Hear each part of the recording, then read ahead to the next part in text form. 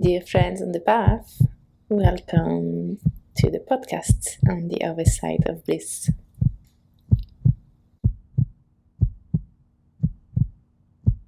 After more than a year, today we decided to press a record button to our channel on the other side of Bliss. And how did we make it to that point? That What do you mean that we waited so long to that we arrive? waited so long? That we waited so long, and why the channel is going to be called On the Other Side of Bliss? Oh. So maybe maybe first thing is, how did that happen that it took us so long to press this record button, to set up this, while we actually have the Zoom recorder for a year and the microphone for, I don't know, 6 months maybe. Yeah, let's call it 1 year. Well, I don't know, probably for us it's a different process. For me at least, and I realized it today while our friend Sibyl is releasing her second book. It's that we only block us. We are the only block to our own natural expression and our own freedom, happiness, and success. And for me, it's really like this. There is this unlimited, like, creative energy that is inside me and moves constantly. But there is at some point, and it's often, I don't even know how to express it, but in my body it really happens in my neck, and it blocks the creative process. And suddenly there is this tsunami of self-critics, and that comes and basically just say that I'm not, who am I to do that? Or and plenty, comes. yeah, and plenty of fears and blocks, like to misguide people, or that people would take my words for evangel. Do you say that in English? To be evangelic? Yeah, that people would take my words as evangelic, and, or I don't know. And yes. And would you call it procrastination? Yeah, in a way, yes. In a way, it's completely procrastination, because when you think about doing something, well, not every day, but I guess at least every week we were thinking about it, minus few weeks, and then you just push it for later. This is completely procrastination. But not really, right? I think it's not that we are lazy. It's as if the fire of that creativity, maybe we are afraid of it, or afraid to start, to release it. It is like a cloud hovering over our heads that is preventing us from something. And and then when this creative energy is not put into action, it actually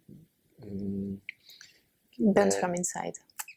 Yeah, this cloud hovering over the heads gets darker and heavier, and we erupt in anger, or like anxiety, or like deep sadness. Unfortunately, isn't it?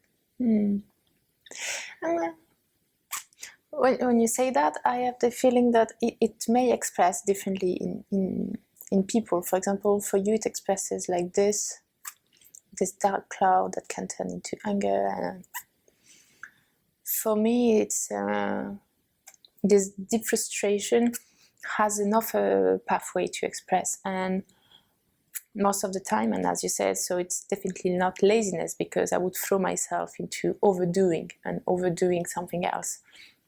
something that would give me the feeling that I am in control, that I am in charge.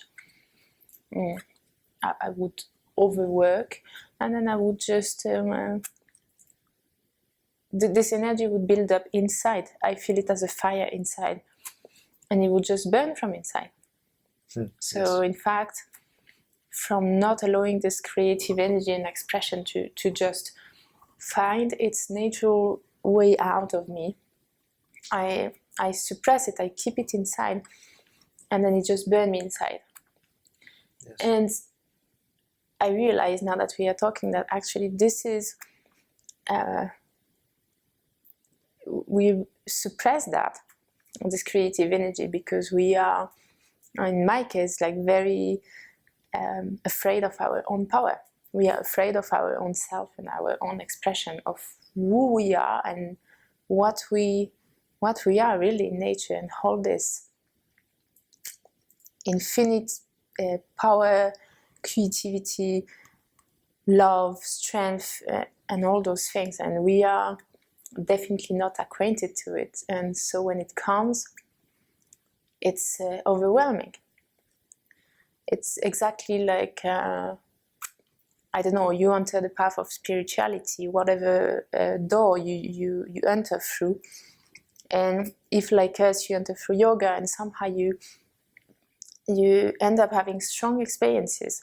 And if you're not ready, if you have not, cleansed yourself and unpacked things slowly, and suddenly you have this like burst of energy, then you just burn out from inside. And it's it can be very threatening, like a very threatening power, our own power. So do you think it comes from like a unconsciously or subconsciously from previous experiences, that we are blocking ourselves again not to experience failure or hard work, or this common saying burnout?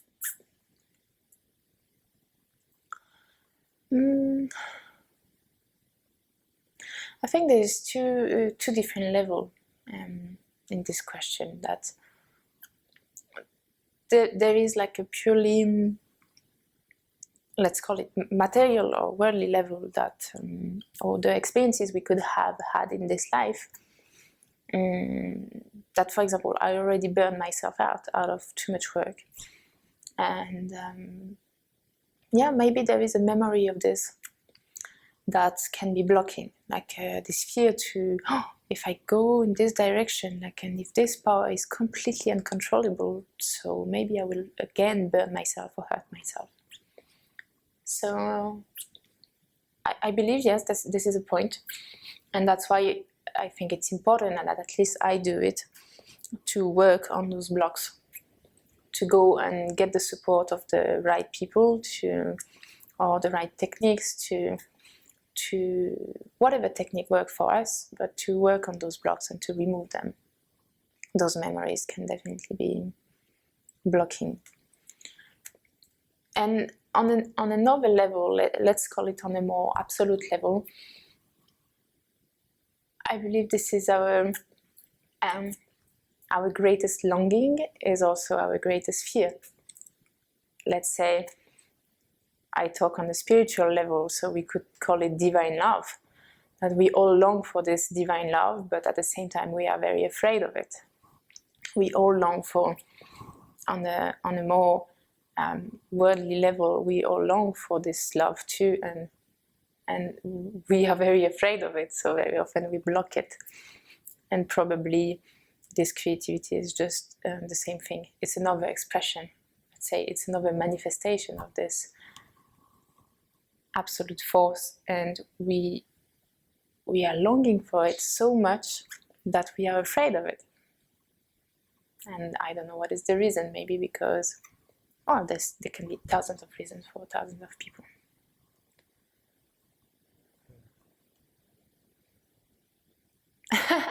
I talk a lot, huh?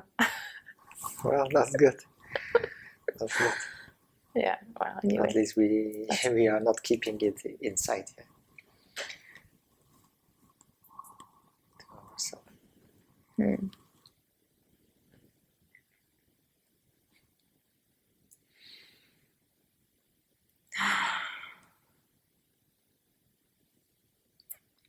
If I think about how many times we had talks like this, and this is actually how this idea of the podcast was born, because we would spend hours talking like this, either on the couch or In the car. in the car, driving a lot. Driving may be my biggest source of inspiration. Should we go for a ride? Yeah. Is it okay? Should we record podcasts from the car? Is it legal? Yes. Yeah.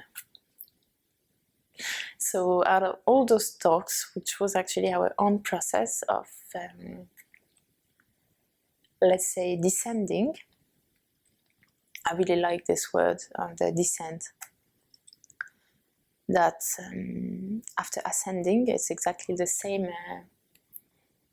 idea of going for mountaineering. You ascend like a big mountain, and then it's wow, it's wonderful when you get at the top. You can see 360 degrees, and it's really wonderful, and you are in this bliss of after doing all this effort, and suddenly everything releases. But then you have to come back down, and you have to come back down safely. You have to go back to the base camp. You have to go back home. You have to go back to the daily life, basically. And I think that was our process of the last 2.5 years. 2 years later. No, 2 years. 2 years we came back to Europe from India. And yes, probably that was 2 years of descent, of a long ascent, and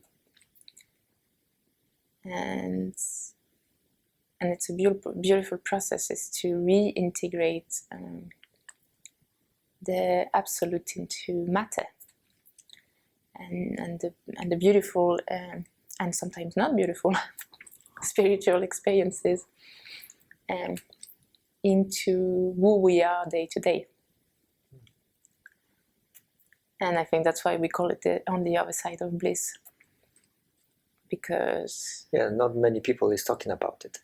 I myself was surprised that while in India I felt super horrible, and then later on in the books only I started to read that actually some practices of yoga can awaken the unconscious or the deeply stored pains, and like in the depth of chitta, speaking of the language of yoga, we store many things that are like mixed together, some memory. And I think, like in contrast of what you said about ascent and descent, and sometimes I guess we are taught, unfortunately, this way, because we are taught this way to very advanced practices without preparation, without techniques of shuddhi or purification, and we enter into such a high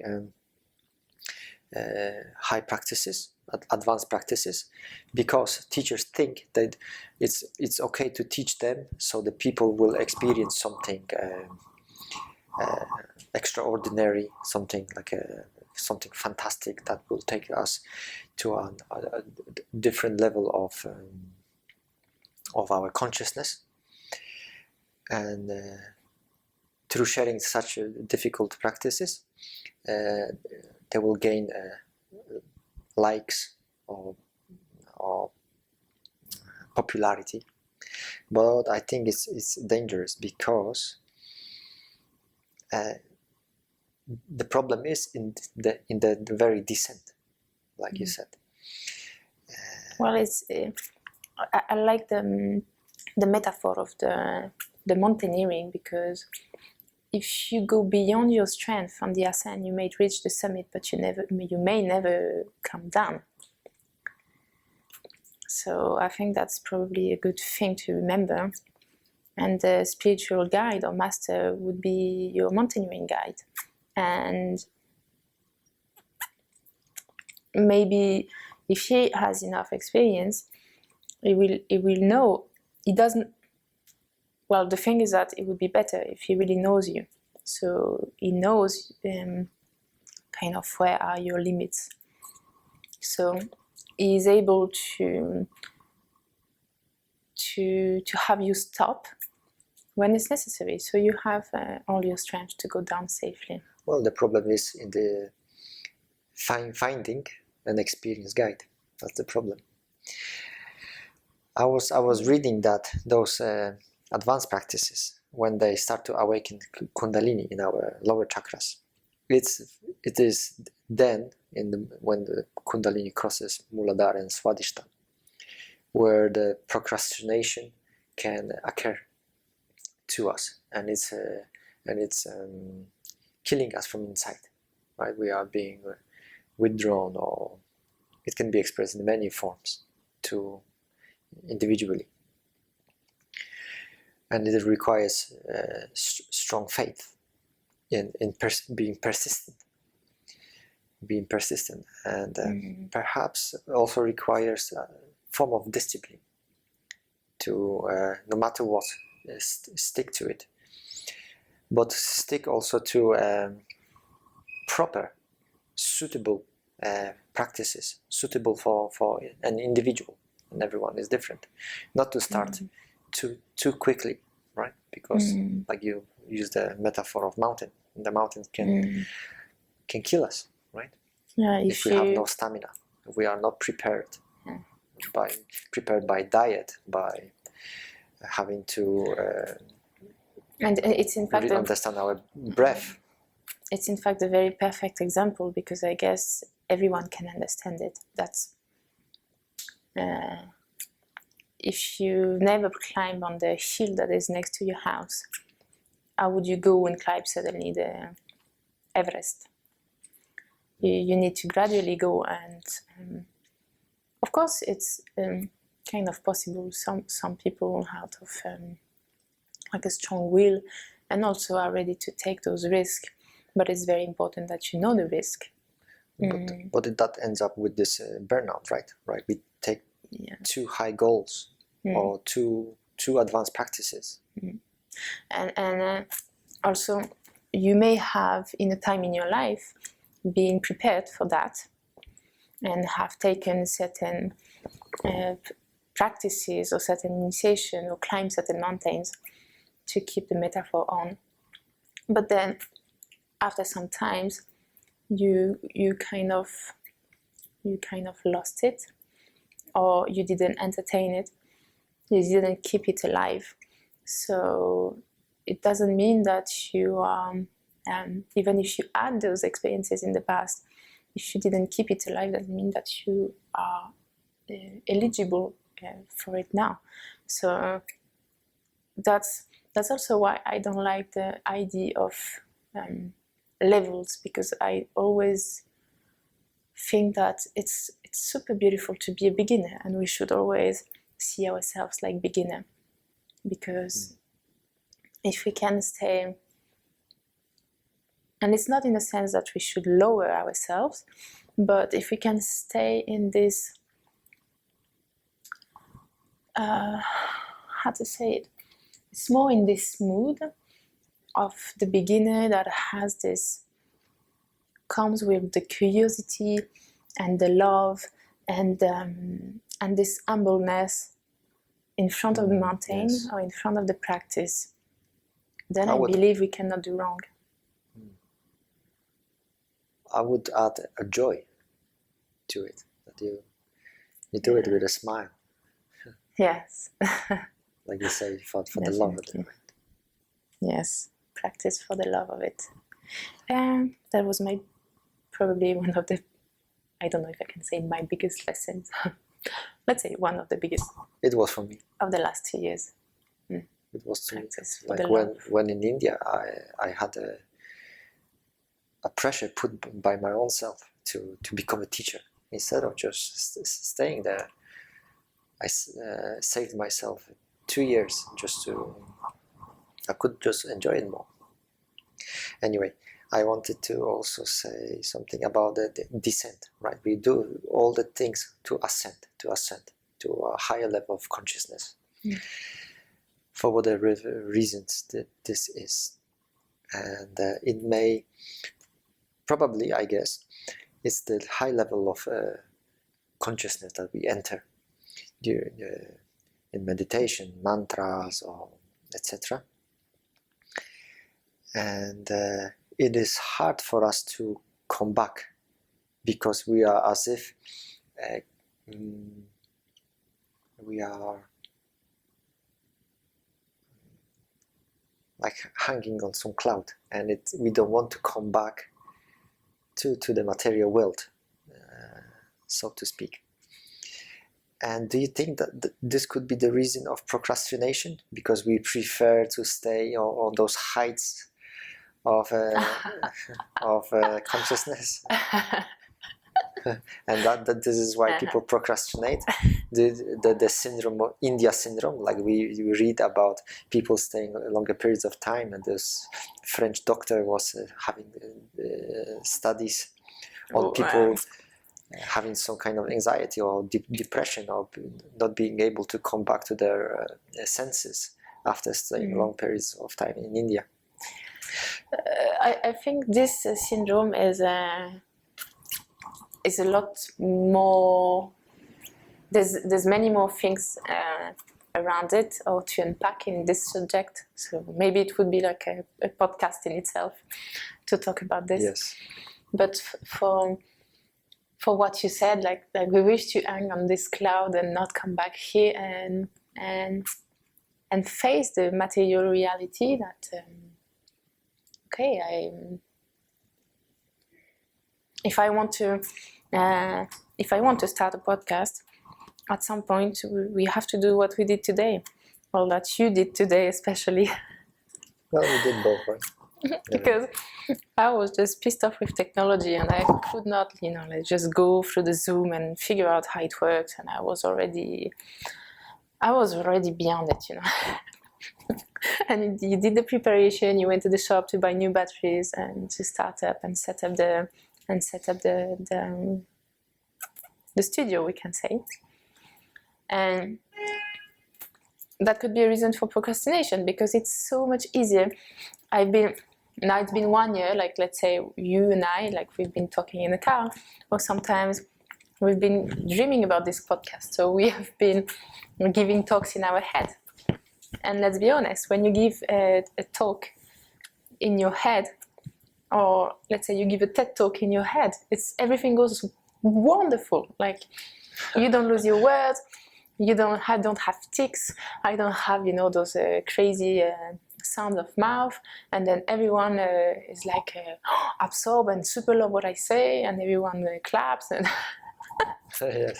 So of course it's so much better to hang out on the cloud. No one there to oppose you. Everything makes sense. Yes. And so yes, it's so much easier to hang to the cloud, and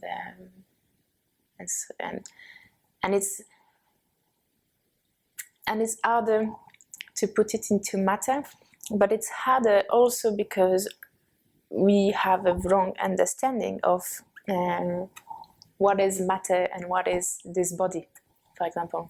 And this could also find its source. Of course, it finds an obvious source in the way we live the life in modern societies. But it also finds a source that is much more pervert and that is very underlying in most of the, not most, but in many spiritual traditions. That the body is less and the matter is less. Whereas, and let's say that's my own intimate conviction, that in fact matter is the absolute. We often say and read that the body is the vehicle for our realization. Yes. And I would go a step further and saying that matter is the absolute, the body is the absolute. Yes. Because if we are everything, we cannot consider that this is less than that. It's just the same level. And in fact, it's just inseparable. It would exclude the very theory of what yoga is saying, that everything is the union, right? It would exclude. You cannot say that. We could not say that our experiences in meditation or worship practices are better than this world, right? It's impossible. Just to say what we talk about ascent and descent.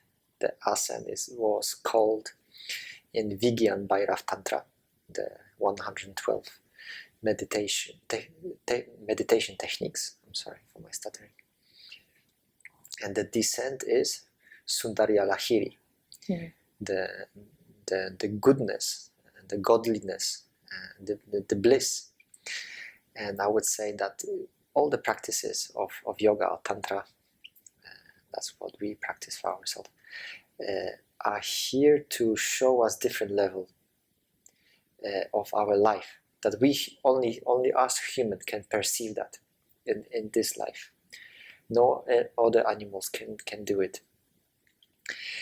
And the descent is made here to see that goodness in all, in us as well.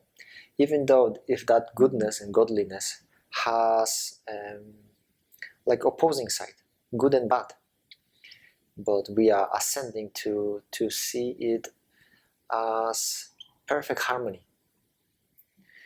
So in the descent, I think the important thing is to share it, and not necessarily like us speaking about it, or being a teacher, or especially not a moralist to give people some morals, do this and don't do that. But at least, what about if we just share gentleness, care, a smile? I think it's by the way we live our lives. Yeah. That's what... to realize for ourselves that there is no gain and loss. And in the end, everything is perfect. There's so many paradoxes, and that ascending is showing us that we can be well beyond it. Samatvam yog uchyate. Going beyond the dualities. Yeah. In fact, you know,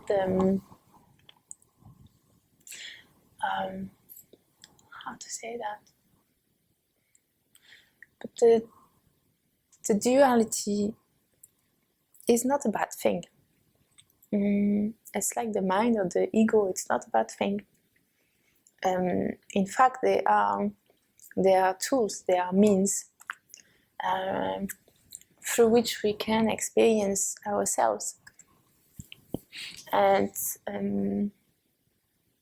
yes, the ascent is a process that is necessary to realize that there is something beyond that. That in fact the life is beyond that duality. Is that, I don't know, for example, there's things I don't like about what you do, and certain things that you do, and same you. There's things that you don't like about me, or like some things that I do. But still there is this love, there is this tolerance, there is this knowing that we are part of that big thing,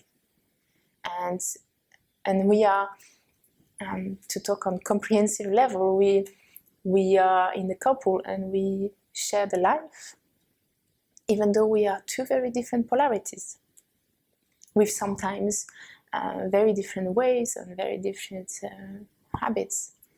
And so the ascent is made for that.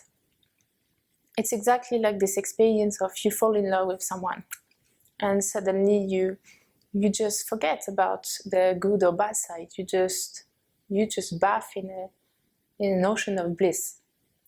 That's it. Mm. So this ascent is necessary to, and is again multi-level, and we will not all have the same experiences. And I think there's nothing really to reach because anyway, that's a digression, but it would be also very much different for everyone. But then the descent is where we can reintegrate the fact that this love and this is what prevails everything. And then we can live in this world and this duality with this knowing.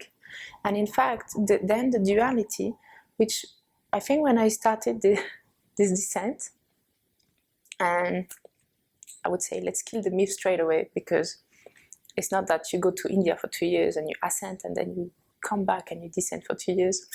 Again, different people, different process. It could be day by day when you do some whatever sadhana or practice or whatever thing that you do, or maybe just walking in nature and you have some kind of moment of dissolution where you just dissolve yourself in what is around you. That's an ascent, and then you come back. Let's say on earth plane, even though you're always on the earth plane, and that's a descent. You go to the shop and suddenly you maybe find yourself behaving differently to the shop owner. And when you can start to really embody this absolute, then the duality just becomes a lovely play. Because you can use this duality as a means to realize the non-duality constantly, that you don't even have to ascend and descend anymore. But this movement starts to be permanent. And eventually, and I believe, and I would say maybe that's very personal, that maybe that's the goal of my life, is that this movement just become so natural, like my breath. Yes. That my life is just an ascent and descent constantly, like a permanent communication between the absolute and the here now. In fact, it's the same thing. It's like they say, to be the witness, something like that, you can say. I guess this is when you are like this, you are really a Jiva Mukti. I think, yeah. And probably it's just that there is a different way to become a Jiva Mukti. I think we sway a little bit from the very topic of procrastination. No, because in fact, procrastination comes when there is a high goal. When there is such a high goal that seems so far away, yeah. And that it seems that it's impossible to reach. And then you just think, oh my God, it's just too much. Oh, I will start tomorrow. For example, if I start to say, I completely lose fitness in the last 2 years, and to come back to this metaphor of the mountain, I say, okay, I go and climb Mont Blanc in this summer. And I feel like, I'm already out of breath, not climbing the stairs here, but let's say climbing up to the cathedral in the town here, in Evora. So I feel, you know what, it's too much, I will just start tomorrow, the preparation. So that's also procrastination. It's this illusion that there is a higher goal, in fact. Or having to start too quick. There is this woman, Joanne, the Scottish lady, Joanne something, McHugh. Joanne McHugh. And I know, Caroline McHugh. Caroline McHugh, okay, sorry, Caroline McHugh. Talking about the procrastination, I will use what she finds as a therapist being useful. The way I think that the outside world sees me, what the what other people think of me doing. So it's like this anxiety that, for example, us as a teachers, okay, I'll be a teacher, but there will be so many complaints, there will also be so many judgments and so many bad wishers to us. And I think this could be also, or not could be, but is a source of procrastination to some people. And many other people, they simply don't even understand what are we talking about. But I think, the question of being enough. Is that enough?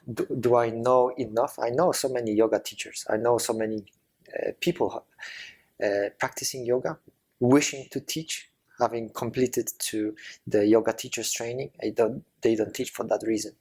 Because what the outside think of me, what outside of people. And it's just my own projection, my own personal projection. And if, for example, now I return to teaching yoga online, maybe not only for that reason, what outside think about me, but let's use it as an example. And straight away, I found that so many people is applauding and cheering us up for doing so. That means it worked, and it's just kind of this self-talk. So probably the way of killing the procrastination, or killing, not even challenging, just killing it, because it's a myth. It's a self-created myth in our head. Like we create stories about ourselves, what we are, and what the outside may look on us, or the way we look on the outside. For example, like when we create images of us on social media, as if we are so much rooted in the thought of failure. So maybe also another reason for procrastination could be for me ambition, over ambition, like having high goals, or maybe I was gonna say, it comes back to the idea of setting a too high goal suddenly. Or that not necessarily, because the universe is listening to us, and everything that we dream about and put intention and some action or some planning, it does come true. But not always it comes true the way we dreamt about, and it's fine. And we should be ready for receiving that, right? I like what you were saying, and now I remember actually the TED talk of Caroline Macreux. And I think it's a theory is the I complex. Yeah. And she said something like, don't think less about yourself, but think about yourself less. Don't think that you are, or don't lower yourself, and with like critical self-talk or critical made-up stories, but simply think about yourself less. Like, and in a way, it comes back to saying that if you remove yourself from your problems or actions or plans, then everything is fine. And in a way, that's karma yoga. It's can we just act out of just love or inspiration, joy, and without worrying so much about what would be the effects of this the outcome on my image or on my me. I think also putting the question why in front, what we do, helps. And for me, it helps me to calm down, because sometimes when we rush into doing things and we apply so many emotions into it, and it creates tension. But if I say to myself, why do I do it? Suddenly there is a space, as if those tensions go down, and I just remember why I want to do it, and I don't question it too much. Am I eligible, or am I allowed? I don't know. The cosmos created me with this kind of desire.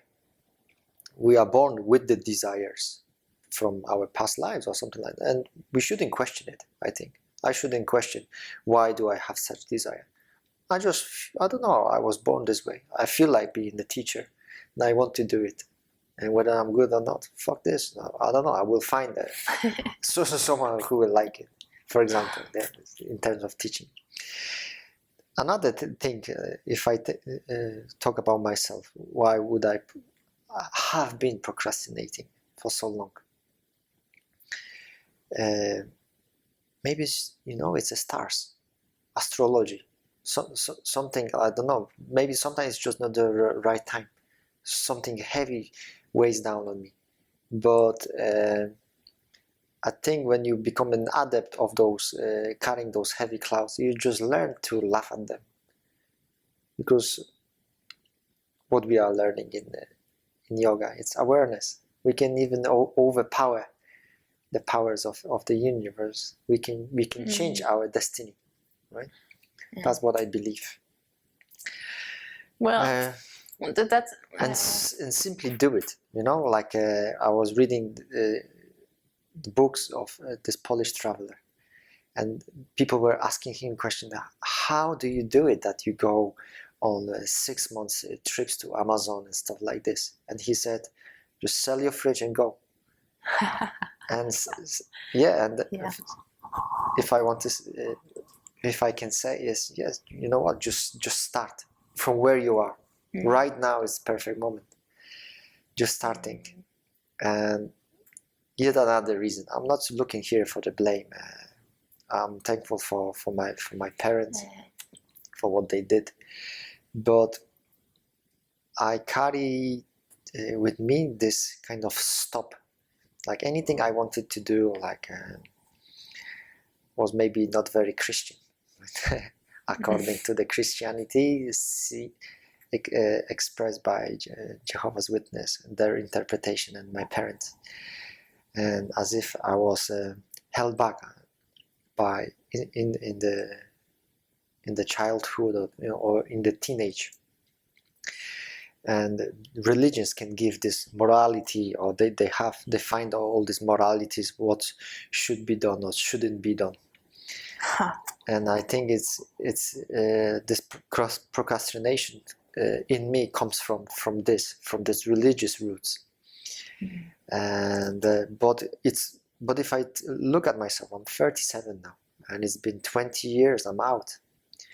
And they should no longer stop me, but it's the fundamental beliefs that we have, the very unconscious beliefs that were installed to us by religion, by economic realities, by social, political, parental, what's happening in us. And I think it's this deep cleanse of our fundamental beliefs. That is essential, because all this, what I hear, it's all rooted in the same thing. And I wanted to share with you this sentence I've just seen today on media. Is now it's in French, but the rule prevails the consciousness. That we live in systems, and actually any kind of belief system, either it is religion, Jehovah's Witness, also strong like appliance of philosophies and rules and observance, or astrology, anything that we come and we put as prevailing principles to our own conscious judgment. And judgment, I'm not saying, oh, this is good, this is bad, but our own internal knowing and compass and feeling.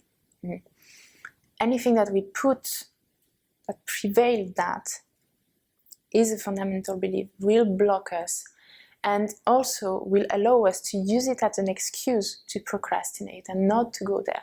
Because in fact, whatever is the system that is obscuring and blocking us, we will have to cross it.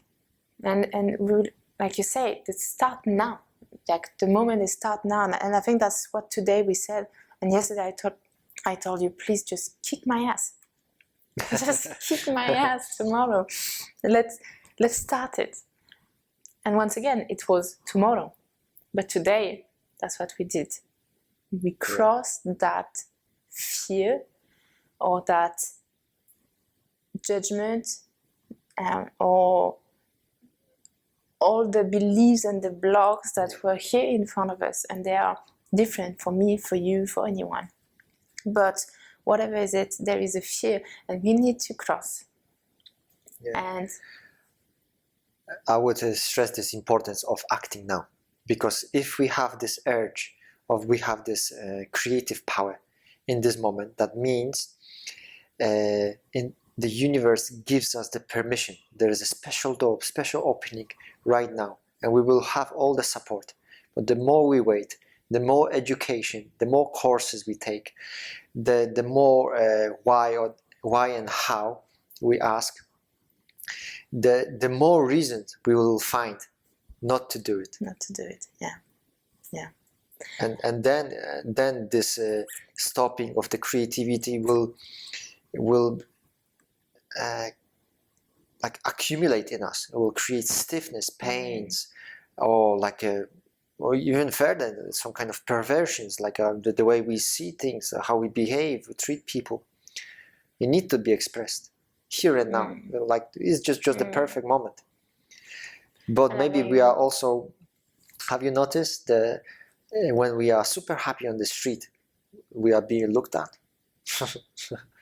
Yes. Yeah.